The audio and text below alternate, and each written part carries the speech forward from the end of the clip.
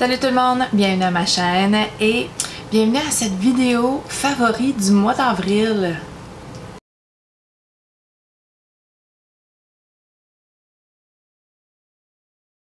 Alors le mois d'avril a été un mois particulièrement étrange, particulièrement... J'ai pas vraiment de mots. J'ai vécu vraiment beaucoup d'émotions différentes, des très bas, des moyens, des émotions dans l'acceptation, ensuite des émotions un petit peu dans le haut quand j'ai su qu'on allait tranquillement se déconfiner. Alors malgré le confinement, malgré tout ça, j'ai quand même quelques favoris pour ce mois-ci, le mois d'avril, qui vient juste de terminer. Maintenant c'est le mois de mai. Il fait un super beau soleil dehors et j'accueille le printemps. Je l'accueille, je le veux. Viens, printemps, baigne-nous de tes rayons de soleil, s'il vous plaît. Alors si c'est une vidéo qui vous intéresse, j'ai tout plein de choses différentes. Continuez à regarder. Alors, en premier, là, le confinement, ça a quand même changé ma vie familiale dans un sens positif presque, je dirais, parce que ma vie familiale était très speedée, rapide, très pleine, tout le temps sur le go. Mes enfants avaient des heures et des heures de sport par semaine, des cours de danse, l'école, les devoirs, mon travail, la garde, le temps supplémentaire, mon conjoint, ses entraînements, etc. À cause du confinement, toutes les courses de mon conjoint ont été annulées. Tous les cours de sport et de danse et de spectacle de mes enfants sont annulés. Tous mes sports, mes courses ont été annulés. On passe beaucoup de temps en famille et veut pas, on a appris à connaître nos enfants sur un autre niveau, un petit peu mieux et je ne suis pas du tout fâchée de ce fait-là. Même que je suis très contente qu'il y ait eu une pause pour notre famille, pour... En même temps, j'ai pris 7 livres et en particulier pour une autre raison que je vais vous montrer. J'ai pris 7 livres. C'est sûr que mes enfants ont aussi pris un peu de poids parce que malgré les tours de vélo, malgré les quelques exercices qu'ils ont pu faire pendant le confinement, c'est rien comparé aux 10-15 heures de sport qu'ils faisaient par semaine. Bon, donc ça a quand même changé ma vie un peu. Donc je suis pas du tout fâchée que le rythme de ma vie a ralenti pour me permettre d'apprécier les moments en famille beaucoup plus qu'avant. Mais prenez-vous pas, je suis à 100% pour le sport. Ça fait partie de nos valeurs familiales de faire beaucoup de sport. Bon, on n'a pas pu en faire autant qu'on en aurait fait. Ce qui m'amène à mon premier favori, mon premier favori c'était effectivement le temps en famille, le rythme familial qui a ralenti. Mon autre favori, c'est qu'on a commencé à faire notre pain, mais commencer c'est pas vrai. Il y a plusieurs années, j'ai eu un trip où ce que je faisais mon pain souvent et donc j'avais quand même la levure, tout ça là, en petits sachets. Oui, elle était expirée, mais vu la pénurie en levure, on s'en fout. Ça fonctionnait quand même. Donc j'avais déjà fait mon pain et la recette que j'utilise, c'est la recette de Ricardo qui est dans ce beau magazine, ce vieux magazine. C'est le magazine volume 13, numéro 3. Écoutez, ça date de quelle année cette histoire-là? C'est comme pas clair. Février-mars 2015. Donc oui, en 2015, j'ai eu un trip pour faire le pain et il y a plusieurs belles recettes. Il y a un pain blanc, il y a un pain multigrain, il y a un pain grain entier qui sont délicieux. Et on cuisine beaucoup plus en famille avec les filles depuis le confinement. On fait du pain et on mange plus de pain. Et on mange plus de pain super bon, qui fond dans la bouche, qui craque. Quand la miche craque quand tu la serres proche de ton oreille, ça fait... C'est très... Excusez. passe un trip, là. Donc, ça prend pas grand chose pour faire son pain, hein. Ça prend de la farine, de la levure, du sel et c'est tout, hein. Si on décide de faire un pain multigrain, ça prend quelques 2-3 articles de plus. C'est une recette super facile. Dans le fond, le pain il se fait dans une casserole qu'on met au four. C'est vraiment facile. C'est vraiment facile et ce que ça donne, c'est vraiment ça. La belle miche ici, qu'on croirait qu'il sortirait de la boulangerie, première moisson. Vraiment. Donc, on a recommencé à faire du pain.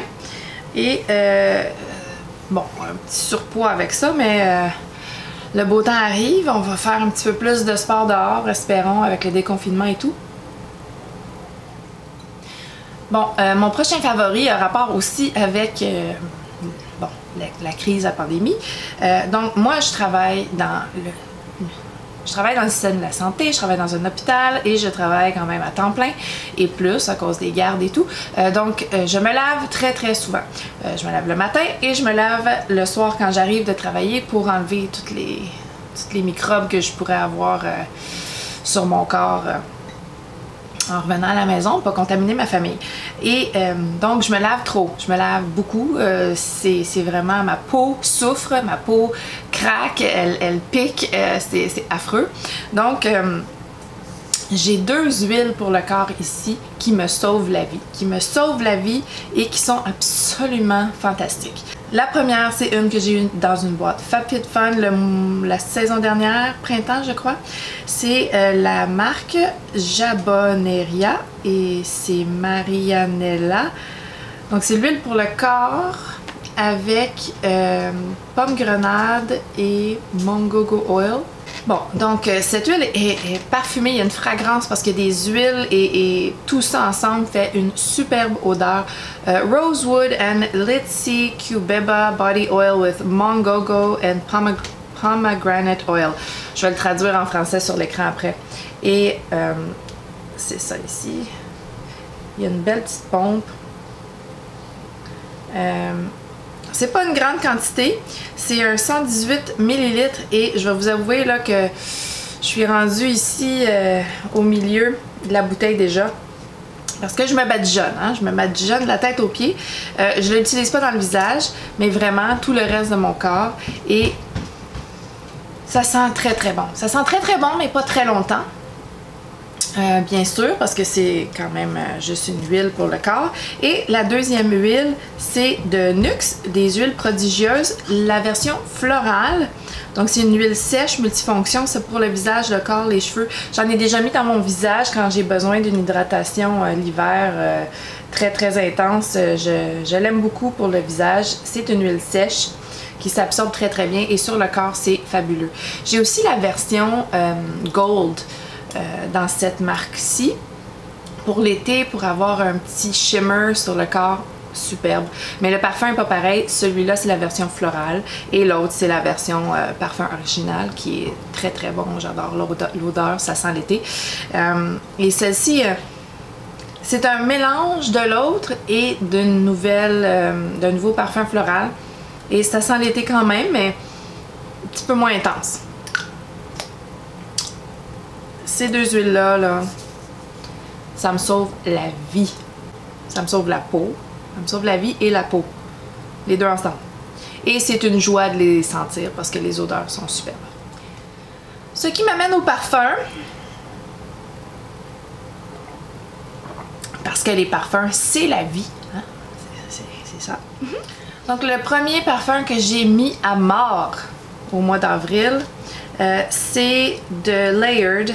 My Sweet Dark Fantasy. Et ça, c'est une inspiration du parfum de Kilian qui est Good Girl Gone Bad. Et je n'ai jamais senti ce parfum-ci. Alors, je sais pas comment proches ils sont en réalité. Mais, oh wow! C'est parfait comme odeur. Pour le printemps, c'est parfait. Et c'est très uplifting. C'est très... Ça remonte mon moral, pas parce que c'est gourmand, c'est pas gourmand, c'est floral, Un petit peu fruité, je dirais aussi. Il y a une petite pointe d'acidulé qui est comme joyeux, qui est comme léger et il dure très très très longtemps sur ma peau. Les notes, je vais les écrire sur l'écran ou je vais les vérifier. Je les regarde dessus? Je sais pas. Oh. Je vais les regarder. J'aime ça regarder les notes. C'est long chercher des notes. Ça sent bien, ça sent bien. Bon, les notes sont jasmin, rose de mai, tuberose de l'Inde, narcissus, ambre et cèdre. Donc, il n'y a aucun fruit. Donc, c'est pas fruité du tout. C'est très floral et vraiment, c'est toutes les fleurs que j'adore. Donc, c'est vraiment pas surprenant que j'adore ça. Et vraiment, là... ouais, celui-là, je le porterais tout le temps, tous les jours. Même l'été, je pense que ça irait. Ça serait limite dans les canicules, mais je l'aime vraiment beaucoup. Je l'aime vraiment beaucoup, puis je l'ai porté énormément ce mois-ci. Il a vraiment contribué à mon humeur. L'autre floral que j'ai porté beaucoup au mois d'avril, que je sors pas si souvent que ça, mais que j'aime beaucoup. Puis je le sors pas souvent parce qu'il dure pas très longtemps. Il dure peut-être 4 heures. Sur un vêtement un petit peu plus, mais sur ma peau, là, 4 heures. Et c'est le Nirvana White de Elizabeth & James. J'adore la bouteille. La bouteille est superbe. Super belle, comme ça. Et il n'y a que 3 notes de disponibles. C'est le muguet, si je ne me trompe pas, le musc, le muguet et... Le musc, le muguet... J'ai un blanc de mémoire. Le musc, le muguet... C'est une autre fleur. Ah, et la pivoine. Ah. Le musc, le muguet et la pivoine. Donc, 3 notes, superbement mélangées, superbement fait. C'est délicieux, il faut aimer le floral. Moi, j'adore le floral. Et le floral, c'est parfait au printemps. On veut que les fleurs sortent. On veut que le soleil tombe sur les fleurs et fasse un beau parfum dans l'air. Mais il n'y a pas de fleurs, il n'y a pas de chaleur. Alors, je me contente de parfum floral. Le prochain parfum que j'ai beaucoup porté, c'est de Sylvain Delacourte et c'est Vahina. Je l'aime vraiment, vraiment ce parfum-ci. Je songe vraiment me l'acheter en format complet. C'est juste que ça coûte les yeux de la tête. Je pense que je peux l'avoir à 135 €. 135 € en ce moment avec le dollar canadien qui est comme dégueulasse. C'est 220-250 $. Plus... les taxes, y aurait-tu des taxes en euros? Je sais pas. Je sais pas. Mais Vahina, c'est une belle vanille douce, délicate, fruitée. La seule chose, c'est que les Sylvain Delacourte, malgré le prix exorbitant, ne durent pas longtemps sur ma peau. Puis ça, c'est vraiment dommage. C'est vraiment dommage parce que c'est vraiment beau. C'est délicat, c'est vraiment sophistiqué. C'est... Tu sais, un parfum Sylvain Delacourte puis un parfum designer, c'est vraiment, vraiment différent. C'est pas semblable du tout. Tu sens la qualité, l'odeur est sophistiquée. C'est en haut ici, là. C'est délicieux. Délicieux et ça me calme. La vanille me calme, c'est doux, c'est... Ouais, ça a un bel effet sur moi. Vahina de Sylvain Delacourte, là.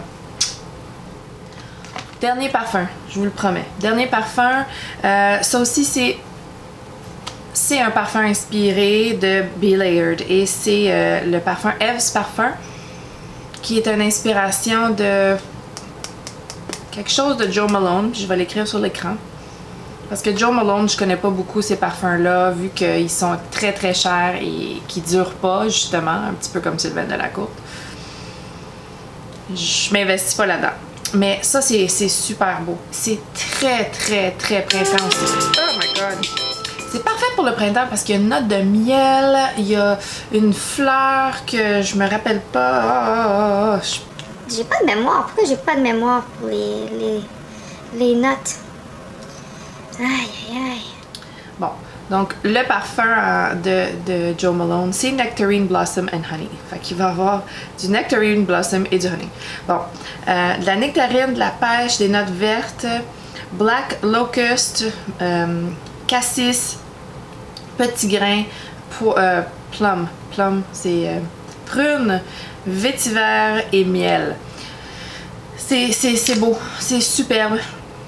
C'est très printemps avec la note verte, on dirait que t'es dans un champ avec plein de fleurs, plein d'odeurs particulières, le miel en plus. C'est beau, j'adore, j'adore, j'adore, j'adore, j'adore, j'adore. Il dure assez longtemps aussi celui-là. J'ai jamais comparé avec le Jo Malone bien sûr, là, mais il dure assez longtemps sur ma peau, un bon entre 6 et 8 heures, là, c'est très très bien. Bon, la palette que j'ai utilisée le plus ce mois-ci, et là, je me retrouve à délaisser un petit peu la palette que je fais mon Project Pan. La Lancôme, ok? Je l'aimais au mois de mars, je trouvais que ça fonctionnait super bien. Ça fonctionne encore super bien, mais je vais rentrer en détail dans mon update Project Pan, là, en quelque part dans le mois prochain peut-être. Mais les couleurs, je trouve pas que la palette c'est une palette complète pour un look. C'est correct pour tous les jours. C'est correct pour tous les jours. J'utilise les mêmes fards tout le temps, mais j'ai comme un... Je sais pas ce que c'est, mais ça me tente plus de l'utiliser. Ce qui pour un Project Pan est un problème, mais en tout cas, je m'offre un petit répit avec ma palette Nubian de Juvia's Place. Donc au mois d'avril, j'ai triché et j'utilise cette palette-ci qui sont un mélange de ton chaud et de ton froid. Sont tellement belles les couleurs de Juvia's Place. Mais ça, c'est une palette très très neutre. Mais franchement, là, les fards, puis c'est la palette que je porte aujourd'hui. Les fards lumineux de Juvia's Place sont vraiment fantastiques. Celui-ci, là, surtout, c'est un de mes préférés. Tu sais...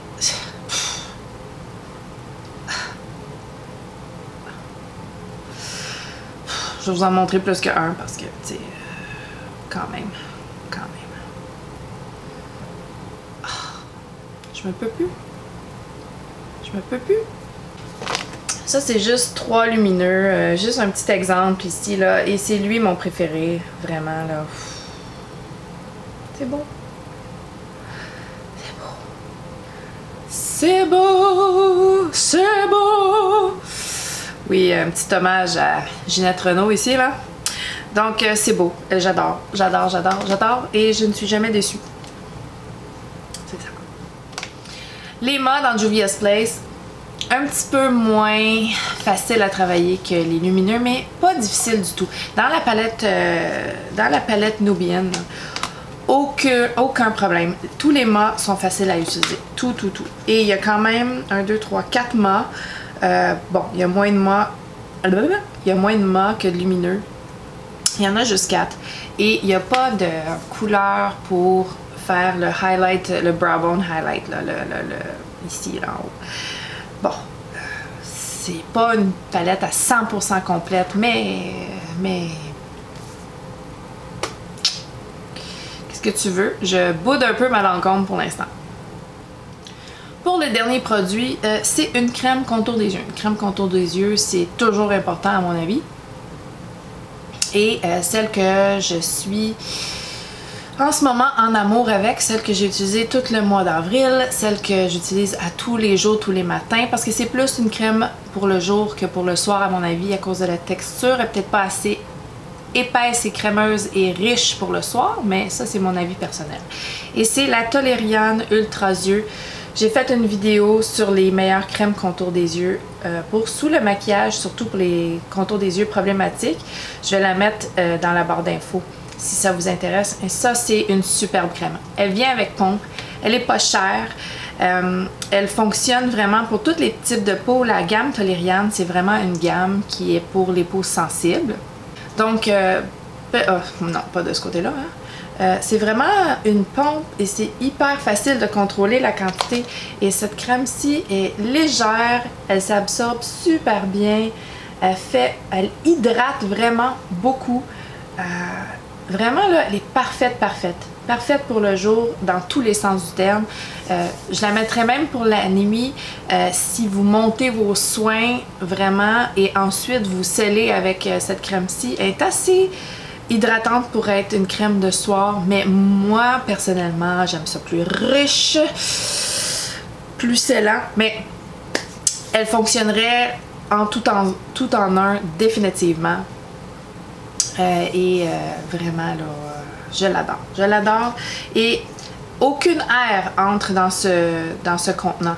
C'est comme une petite pochette à l'intérieur du packaging en plastique et la pochette diminue, donc l'air ne rentre pas à l'intérieur et pour l'oxydation du produit, pour garder tous les ingrédients bien frais et qui ne s'oxydent pas, ça c'est parfait.